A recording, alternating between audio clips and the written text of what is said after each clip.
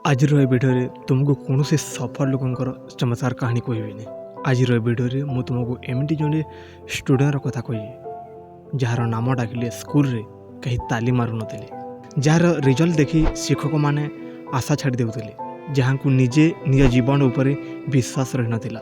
ସେ ଷ୍ଟୁଡେଣ୍ଟଟି ସକାଳୁ ଉଠିଲେ ପଢ଼ିବାକୁ ମନ ହେଉନଥିଲା, ବହି ଖୋଲିଲେ ମନ ଅନ୍ୟ କେଉଁଠି ଯାଉଥିଲା, ପରୀକ୍ଷା ଆସିଲେ ଭୟ ଲାଗିଥିଲା, ରେଜଲ୍ଟ ଦିନ ଆସିଲେ ଲୁଚିବାକୁ ମନ କରେ, କାହିଁକିନା ସେ ଜାଣିଥିଲା ଏଥର ମଧ୍ୟ ଫେଲ୍ ହେବ। ଘରେ ବାପା ଦିନ ମଜୁରୀ କରୁଥିଲେ, ମା ଅନ୍ୟ ଘରେ କାମ କରି ସନ୍ଧ୍ୟାରେ ଥକି ପଡ଼ୁଥିଲେ।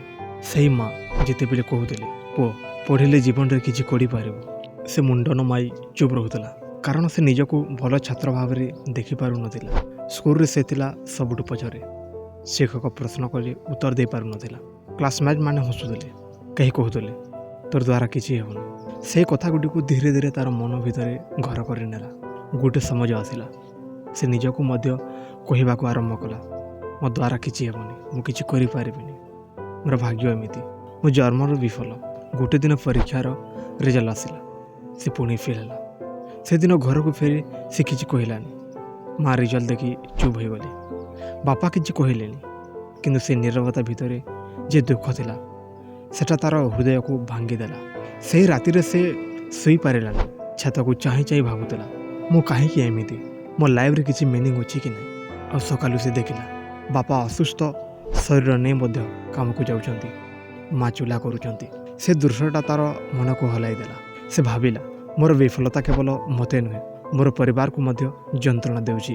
ସେଦିନ ପ୍ରଥମ ଥର ପାଇଁ ସେ ନିଜକୁ ଗୋଟେ ପ୍ରଶ୍ନ କଲା, ମୁଁ କେତେଦିନ ଏମିତି ହାରିକି ବଞ୍ଚିବି। ସେଦିନ କୌଣସି ଚମତ୍କାର ହେଲାନି, କୌଣସି ମୋଟିଭେସନ୍ ସ୍ପିଚ୍ ସେ ଶୁଣିଲାନି, କେବଳ ଏତିକି ହେଲା ସେ ନିଜକୁ ଆଉ ଗୋଟେ ସୁଯୋଗ ଦେଲା। ସେ କହିଲା, ମୁଁ ଆଉ କାହା ସହିତ ତୁଳନା କରିବିନି, ଆଜି ମୁଁ ଗତକାଲି ଠାରୁ ଟିକେ ଭଲ ହେବାକୁ ଚେଷ୍ଟା କରିବି। ପ୍ରଥମ ଦିନ ସେ 10 ମିନିଟ୍ ପଢ଼ିଲା, ମନ ମାନିଲାନି, ମନ ପଢ଼ିବାକୁ ଲାଗିଲାନି। ତୃତୀୟ ଦିନ ପୁଣି 10 ମିନିଟ୍, ଧୀରେ ଧୀରେ ଅଭ୍ୟାସ କଲା। ସେ ଏବେ ମଧ୍ୟ ସବୁ ବୁଝିପାରିନଥିଲା, କିନ୍ତୁ ସେ ପଳାଇ ଯାଇନଥିଲା। ଲୋକେ ଆଜି ମଧ୍ୟ ହସୁଥିଲେ, କିନ୍ତୁ ଏବେ ସେ ହସକୁ ମନରେ ଧରୁନଥିଲା। ସେ ଜାଣିଗଲା ହସ ମୋତେ ମାରିପାରିବ ନାହିଁ, କିନ୍ତୁ ହାର ମାନିଲେ ମୁଁ ନିଜେ ମୋତେ ମାରିଦେବି। ସମୟ ଗଲା, ସେ ପୁଣି ପରୀକ୍ଷା ଦେଲା।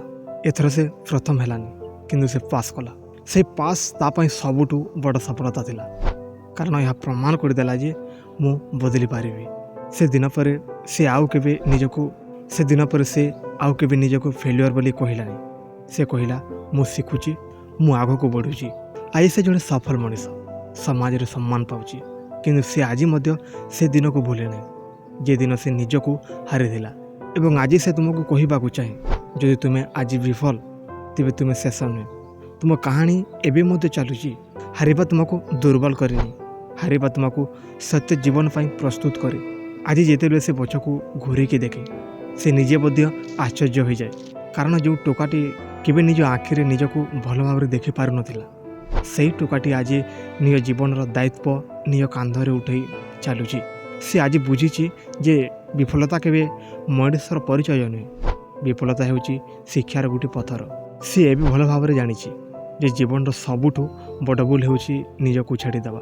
ଯେଦିନ ସେ ନିଜକୁ ଛାଡ଼ି ନଥିଲା, ସେଦିନଠାରୁ ହିଁ ସଫଳତାର ଯାତ୍ରା ଆରମ୍ଭ ହୋଇଥିଲା। ସେ ଆଜି ଯେତେ ସଫଳ ହୋଇଥାଏ, ତା'ର ମୂଳରେ ରହିଛି ସେହି ଦିନ ଗୁଡ଼ିକ ଯେଦିନ ସେ ହାରିଯାଇଥିଲା, କାନ୍ଦିଥିଲା, ଏକା ହୋଇଥିଲା। ସେ ଏବେ ବୁଝିଛି ଯେ ସମସ୍ତଙ୍କ ଜୀବନରେ ସମାଜ ଏକ ରକମର ହୁଏନି, କି ଆଗକୁ ଦୌଡ଼େ, କି ଧୀରେ ଚାଲେ, କିନ୍ତୁ ଧୀରେ ଚାଲିଥିବା ଲୋକଟି ମଧ୍ୟ ଯଦି ନ ଅଟକେ, ସେ ଦିନେ ନିଶ୍ଚୟ ନିଜର ଲକ୍ଷ୍ୟରେ ପହଞ୍ଚେ। ସେ ଆଜି ଏହାକୁ ନିଜ ଜୀବନରେ ସତ୍ୟ ପ୍ରମାଣ କରିଛି। ସେ ଏବେ ଲୋକଙ୍କର କଥାକୁ ନୁହେଁ, ନିଜର ଅନ୍ତରାତ୍ମାକୁ କଥାକୁ ଶୁଣେ। ପୂର୍ବେ ଯେଉଁ କଥା ତାକୁ ଭାଙ୍ଗି ଦେଉଥିଲା, ଆଜି ସେହି କଥା ତାକୁ ଶକ୍ତି ଦେଉଛି, କାରଣ ସେ ଶିଖିଛି ଯେ ସମାଲୋଚନା ମାନେ ଶେଷ ନୁହେଁ, ସମାଲୋଚନା ମାନେ ସୁଧରିବାର ସୁଯୋଗ। ସେ ଆଜି ଯେତେବେଳେ ଆଇନା ଆଗରେ ଠିଆ ହୁଏ, ସେ ନିଜକୁ ପ୍ରଶ୍ନ କରେନି ଯେ ମୁଁ କେତେ ପଛରେ ଅଛି, ସେ ନିଜକୁ ପ୍ରଶ୍ନ କରେ, ମୁଁ ଆଜି ମୋ ଗତକାଲି ଠାରୁ କ'ଣ ଟିକେ ଭଲ କରିପାରିଲି। ଏ ଗୋଟିଏ ପ୍ରଶ୍ନ ହିଁ ତା'ର ଜୀବନକୁ ଦିନକୁ ଦିନ ବଦଳାଇ ଦେଇଛି। ସେ ଜାଣିଛି ଯେ ଜୀବନ ରାସ୍ତା କେବେ ସିଧା ହୁଏନି, କେବେ କେବେ ଅନ୍ଧାର ଆସେ, କେବେ କେବେ ଭୟ ଆସେ, ଆଉ କେବେ କେବେ ନିରାଶା ଅଛି, କିନ୍ତୁ ସେ ଏବେ ଡରେନି, କାରଣ ସେ ଜାଣିଛି ଅନ୍ଧାର ଆସିଲେ ମାନେ ଆଲୋକ କିଛି ବାଟରେ ଅଛି।